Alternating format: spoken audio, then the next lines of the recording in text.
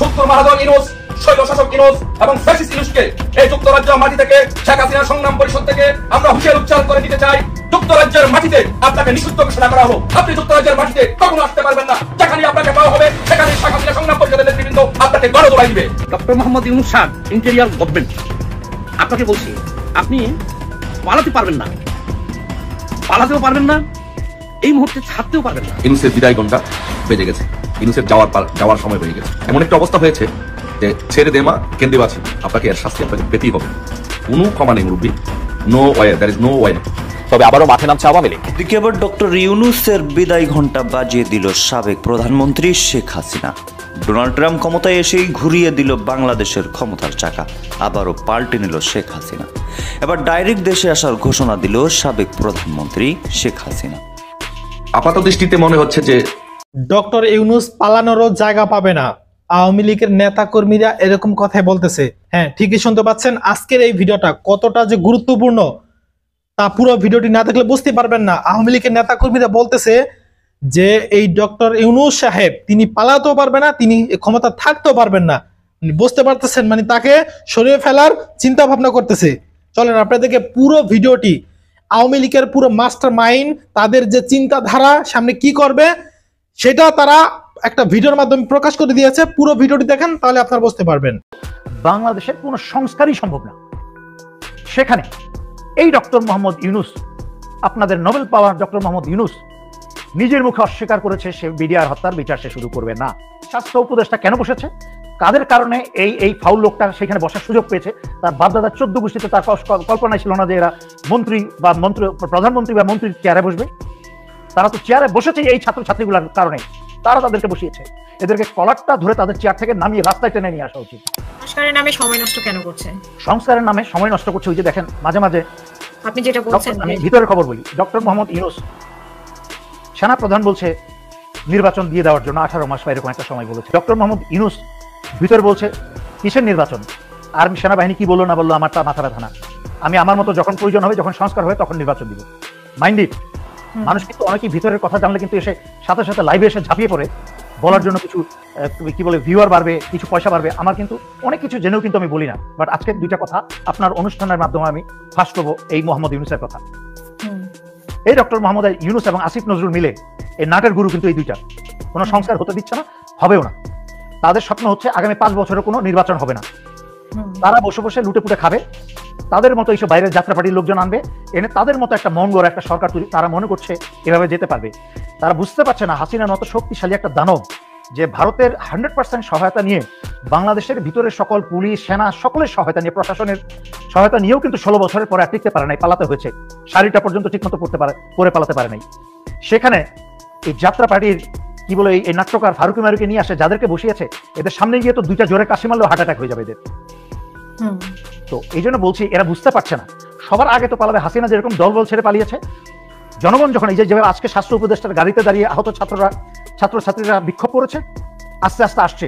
আমি আগে অনেকগুলা হাসিনার পতনের পরপরই যখন সার্জিস, হাসনাত এরা আমার কথা শুনছিল না, নাহিদ, আসিফ, তখন বারবার বলেছি ফাঁসির রশি তোমাদের গলায় আসছে। এখন কিন্তু হাসনাত আমার কথা স্মরণ হয়েছে, তার 2 দিন ধরে নিজেই বলে বেড়াচ্ছে আমার কথাগুলা। ওরা বুঝতে পারছে না, কারণ এরা হচ্ছে নাকে টিপ দিলে দুধ বেরোবে। এখনো দুনিয়ার অভিজ্ঞতা নাই, দুনিয়ার কিছুই দেখে নাই এখন। আর বাকি যারা বসেছে ওদের তো কিছুই নাই।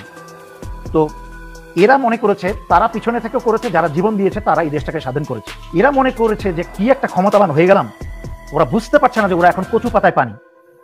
এবং যে কোনো মুহূর্তে এইভাবে আস্তে আস্তে মানুষের সেন্টিমেন্ট, হাসিনার 16 বছরে লেগেছে এই ঘুমন্ত জাতিকে জাগতে, কিন্তু এই ঘুমন্ত জাতি জাগতে শিখে গেছে। এই ঘুমন্ত জাতি কিন্তু এমনও হতে পারে 16 মাসেও লাগবে না আবার জাগতে। আর তখন ইতিমধ্যে কিন্তু এই সরকারের প্রতি হাসিনার রেখে যাওয়া ওই যে পেঁয়াজের মতো স্তরে স্তরে হাসিনার রেখে যাওয়া সকল শক্তি কিন্তু রয়ে গেছে। এরা তো এই উপদেষ্টা সরকারকে সমর্থন করবে না, যাদেরকে বসিয়ে রেখেছে বাইরের লোক দেখানোর জন্য করবে। যদি জনগণ ছাত্ররা মাথা চারা দিয়ে উঠে, তখন কিন্তু যখন এই ডক্টর মোহাম্মদ ইউনূসের সরকার উপরে চড়াও করে বসবে, কোন সংস্কারের লক্ষণ যদি না দেখা যায় দ্রুত, আমি বলছি উইদিন আ মান্থ, 1 মাসের মাঝখানে যদি এই ডক্টর ইউনূস যদি কোনো প্রকার সংস্কারের স্পষ্টত কোনো কিছু দেখাতে না পারে, জনগণ ক্ষিপ্ত থেকে আরো ক্ষিপ্ত হবে। কারণ আমি বলেছি আমি কোনো রাজনৈতিক দল করি না, আমি দেশ এবং জনগণের পক্ষে কথা বলি। এবং আমার কোনো মন্ত্রিত্ব, আমার কোনো উপদেষ্টা, ঘোড়ার ডিম এসব কিছু চাই না, আমার হওয়ার প্রয়োজন নাই। আমাকে সেদে দিলেও আমি নিব না। তো কথা হচ্ছে এই ডক্টর মোহাম্মদ ইউনূসের উপদেষ্টার উপর যখন মাইট শুরু হবে, সবার আগে কিন্তু ডক্টর মোহাম্মদ ইউনূস পালাবে। কারণ উনি নিজের উপরে যখন মামলা হয়েছে 150 থেকে 60টা, তখন কিন্তু সারা পৃথিবী মিলে, যুক্তরাষ্ট্র এবং ওনার পশ্চিমা বন্ধু বান্ধবী মিলেও কিন্তু ওনাকে কোনো কিছু সাহায্য করতে পারে নাই। যেখানে এক যুক্তরাষ্ট্র চাইলেই কিন্তু হাসিনাকে দূরে থেকে ফেলে দিতে পারতো। কেন? সিআইএ দূরে থেকে একটা স্নাইপিং রাইফেল দিয়ে পৃথিবীর কত মানুষ ফেলে নাই? ফেলেছে তো। আমেরিকার অনুমতি নিয়েই ইসরায়েলের কি বলে এটাকে, ইরানের কমান্ডারকে ফেলেছে না, হামাসের কমান্ডারকে ফেলেছে না, এখনো ফেলছে। হাসিনাকে ফেলার জন্য যুক্তরাষ্ট্রের কোনো পরিকল্পনারও প্রয়োজন ছিল না। কিন্তু যুক্তরাষ্ট্র কখনোই আন্তরিকভাবে চাই নাই যে বাংলাদেশ ভারতের বেষ্টনী থেকে, ভারতের কি বলে প্রভাব থেকে বের হয়ে যাক। তো সুতরাং হাসিনাকে ফেলতে চাইলে বহু বছর আগেই ফেলতে পারতো। ডক্টর মোহাম্মদ ইউনূসকে শুধু জেলে ভরানো হাসিনা, কারণ হাসিনার প্ল্যান ছিল ডক্টর ইউনূসকে বাড়ির উপর রাখবে, হুমকির উপর রাখবে। সে কিন্তু বাড়ির উপরে ইতিমধ্যে কাবু হয়ে গিয়েছে। সুতরাং আমরা চিনি হাসিনার মতো চোর এবং খুনিদের চরিত্র কেমন, কত বড় সাহসী এরা, তা আমরা জানি। 4-5 বছর ধরে বলে আসছি। আমার কেন ভুলে গেছেন আপনার সাথে আরো 4 বছর, 4.5 বছরের ভিডিওতে বলি নাই যে হাসিনা ভারত পালাবে, হাসিনা দেশ ছেড়ে পালাবে, ভারতে মূর্তি ভাঙা হবে, সবই তো হয়েছে দেশে। একইভাবে ডক্টর মোহাম্মদ ইউনূস যদি আর 1 মাসের মাঝখানে স্পষ্টত বাংলাদেশের মানুষের যেসব সমস্যা, খালি উপদেষ্টার রদ বদল হচ্ছে, নায়ক নায়িকাদের, এই যে আসিফ নজরুলের ওয়াইফের সাথে কত 4 নম্বর ওয়াইফের সাথে, আবার কিন্তু এই ফারুকের বউয়ের সাথে নাট্যকার ভাবে সম্পর্ক আছে, এদের কিন্তু আবার একটা সম্পর্ক আছে। তো সেই সব সম্পর্কের মাধ্যমেই কিন্তু এই আসিফ নজরুলরাই কিন্তু এইসব নট্টাঙ্কি যাত্রাপাটির লোকজন দিয়ে কিন্তু উপদেষ্টায় বসেছে। আসিফ নজরুল হচ্ছে নাটের গুরু। আসিফ নজরুল নাটের গুরু, কিন্তু আপনার এখানে যদি ব্যর্থ হয় বা স্তরে স্তরে যে আওয়ামী লীগের লোকজন রেখে দিয়েছে, তো সেখানে এবং আওয়ামী লীগের লোকজনকে উপদেষ্টায় অন্তর্ভুক্ত করা আগেও হয়েছে, এখনো করানো হচ্ছে। এটা কি আওয়ামী লীগকে এক ধরনের ঠান্ডা রাখার জন্য বা আওয়ামী লীগকে এক ধরনের খুশি রাখার জন্য, বা ভারতের কোনো ইন্ধন আছে কিনা এটার পেছনে, আপনার কাছে জানতে চাই। আচ্ছা, উত্তরটা একটু অন্যভাবে দিই। আসল ভাবে বাংলাদেশের 2009 সালে বিডিআর হত্যা হচ্ছে সবচেয়ে বাংলাদেশের ইতিহাসে, বাংলাদেশের এই জাতির ইতিহাসে একটা অন্যতম মোড় পরিবর্তনকারী একটা ঘটনা, যার মাধ্যমে কি হয়েছে। 1 নাম্বার, বাংলাদেশের সশস্ত্র বাহিনীকে ধ্বংস করা হয়েছে। 2 নাম্বার, বাংলাদেশের স্বাধীনতা এবং সার্বভৌমত্বকে ধ্বংস করে দেওয়া হয়েছে। তার মানে কি, বিডিআর হত্যার বিচার শুরু না করা পর্যন্ত বাংলাদেশের কোনো সংস্কারই সম্ভব না। সেখানে এই ডক্টর মোহাম্মদ ইউনূস, আপনাদের নোবেল পাওয়ার ডক্টর মোহাম্মদ ইউনূস নিজের মুখে অস্বীকার করেছে সে বিডিআর হত্যার বিচার সে শুরু করবে না। নিজের মুখে স্বীকার করেছে। ওনারই একজন উপদেষ্টা ওনাকে বলেছেন বিডিআর হত্যার বিচারটা শুরু করা উচিত। উনি বলেছেন না না না বাবা, আমি এইসবের মধ্যে যাব না, এটা পরবর্তী গণতান্ত্রিক সরকার আসুক, তারা এটা করুক। তাহলে আপনি মুখ দিয়ে তো উনি কি করবে? মুখ দিয়ে তো আমি সে কথাই বলছি। মুখ দিয়ে তো আমি জনতার সামনে আজে বাজে নোংরা কথা বলি না, বাট আড়ালে রাগে ক্ষোভে এগুলা শুনে নিজে বলে ফেলি। যে এই ধরনের একটা কথা বলতে পারে, তার এই মুহূর্তে প্রধান উপদেষ্টার পদ থেকে নিজের সম্মান নিয়ে ছেড়ে চলে যাওয়া উচিত।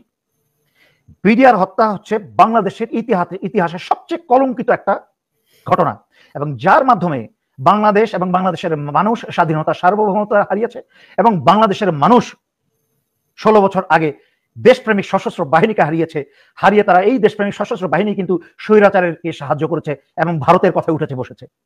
কত বড় ধ্বংস হয়েছে আপনারা কতটুকু বুঝতে পারেন জানি না। আমি হারে হারে উপলব্ধি করি, মানুষ তো উপলব্ধি করছে, কিন্তু আমি একজন প্রাক্তন সামরিক অফিসার হিসেবে হারে হারে উপলব্ধি করি যে কোথায় আমার সেই অফিসারগুলা, যেই সেনাবাহিনীতে চাকরি করেছিলাম সেই সেনাবাহিনী এখন আর নেই, সব নষ্ট করে ফেলেছে। এমনভাবে নষ্ট করেছে, একদম করে রক্তের ডিএনএ চেঞ্জ করে ফেলেছে ওদের। বাংলাদেশ মিলিটারি একাডেমি থেকে এদেরকে মানুষ করতে হলে আবার সেই বিএমএ থেকে মানুষ করতে হবে। উপরের ল্যাঙ্কে যারা ব্রিগেডিয়ার জেনারেল, মেজর জেনারেল হয়ে গেছে, এদেরকে আর মানুষ করা যাবে না, কারণ এদের রক্ত পচে গেছে। সুতরাং এটার জন্য একটা জাতীয় পরিবর্তনের প্রয়োজন, আর জাতীয় পরিবর্তনের এই প্রয়োজনটার বাংলাদেশের জনগণের, এই যে আহত ছাত্রছাত্রীরা চিকিৎসা পাচ্ছে না বা দিচ্ছে না দেওয়া হচ্ছে না বদমাশগুলা, যে স্বাস্থ্য উপদেষ্টা বলছে কলারটা ধরে রাস্তা নামিয়ে আসা উচিত। ইভেন ওদেরকে সেই পরিমাণ টাকাও দেওয়া হচ্ছে না যে ওরা যে চলবে 3 মাস কিন্তু কম সময় না। আমি এক ছাত্র না, তাকে আমার কাছে ব্যক্তিগতভাবে যোগাযোগ করেছে, আমি তাকে একজনকে অনুরোধ করে আমি তাকে সিএমএইচে চিকিৎসার জন্য পাঠিয়েছি। কেন আমাকে সিএমএইচে তাকে পাঠাতে হবে চিকিৎসার জন্য? কেন এই স্বাস্থ্য উপদেষ্টা কেন বসেছে? আপনারা পুরো ভিডিও ক্লিপটি দেখলেন এবং আওয়ামী লীগের যে পাতি নেতাদের মানে একটা কথা আছে না, যেই জঙ্গলে বাঘ নাই ওই জঙ্গলে পাতি শিয়ালেই রাজত্ব করে। ওরা এখন মানে কি করবে, মানে দিশা মানে এখন তো খাওয়া নাই, মেন হচ্ছে ওদের হচ্ছে খাওয়া নাই কিরকম। আগে তো ওরা বসে বসে এই 15-16টা বছর বসে বসে একা একা খাইছে, 2 টাকার কাজও করেনি, কোনো কিছু করেনি, বসে বসে খাইছে। এখন তারা সেই খাওয়ানটা তারা পাইতেছে না, যার কারণে এদের মাথা এখন ঠিক নেই। যুক্তরাষ্ট্রের মাটিতে তাদের নাকি আসতে দিবে না, কারে আসতে দিবে না, ডক্টর ইউনূস সাহেবকে আসতে দিবে না, মানে ওর বাপের গেলে যুক্তরাষ্ট্র। আওয়ামী লীগের পাতি নেতাদেরকে আমি উদ্দেশ্য করে একটা কথা বলতে চাই, সেটা হচ্ছে ভাই থাম ভাই, নিজেদের মান ইজ্জত তারা নিজেরা ডুবাইস না বা খুয়াইস না। কেন এই কথা বললাম? কারণ হচ্ছে দেখেন, এখন কিন্তু আওয়ামী লীগ সরকার ক্ষমতা নাই, জালেম সরকার ক্ষমতা নাই, তারপরে এখন বসে বসে এরকম চিল্লাচিল্লি করতেছে। যখন তোদের পুলিশ ছিল, প্রশাসন ছিল, তোদের সব ছিল, তখনই তো মানে হাসিনার ক্ষমতা রাখতে পারস নাই। এখন তো তোরা ক্ষমতা নাই, মানে তোদের 14 গোষ্ঠীর একটাও নাই। মানে আওয়ামী লীগের যে বড় নেতা কর্মী, পুলিশ প্রশাসন কোনো একটা না, সব কটা হয় বেশিরভাগ জেলে ধরা না, বেশিরভাগ পলাতক, চাকরি থেকে বাদ দিছে, এগুলোর আইন না তারপর ক্ষমতায় আনবি, মানে এত সহজ? তোরা কয়জন মানুষ মিলে ক্ষমতায় নিয়ে আসবি, এত সহজ মনে করতেছ? ভাই নিয়ে আসতে পারতি ভাই, আমি এটা মেনে নিতে পারতাম যে হ্যাঁ তোরা অবশ্যই নিয়ে আবার হাসিনারি নিয়ে ক্ষমতা বসানো যেত, তবে এখন আর সম্ভব না। কেন সম্ভব না জানোস ভাই?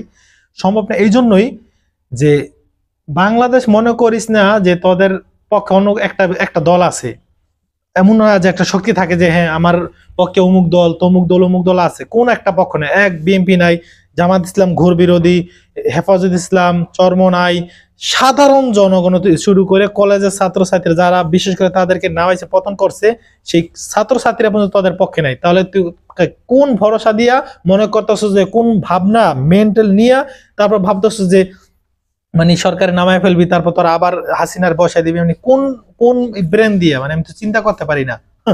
এত সহজ 16টা বছর বসে বসে খাইছ, দেশের টাকা লুটপাট করে দেশটাকে দেউলিয়া করে ফেলছ, কিচ্ছু বাদ রাখেন। এমন কোন আকাম, এমন কোন মানে খারাপ কাজ তোরা করস না, এমন কোন একটা নজির দেখাইতে পারবি না।